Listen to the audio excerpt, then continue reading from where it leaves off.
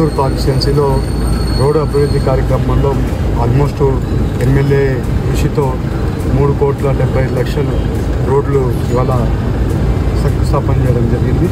వచ్చే రోజుల్లో పనులన్నీ కూడా తొందరలో చేయబోతున్నారు. అలాగే ఇవాళ మీరు చూస్తే ఎక్కడైనా కానీ దిందలూరులో మనం తిరుగుతున్నామంటే దిందలూరు రోడ్లు అన్నీ కూడా చాలా వరకు అభివృద్ధి కార్యక్రమాల్లో దిందలూరు రోడ్లు బాగా అభివృద్ధి చెందుతున్నాయి.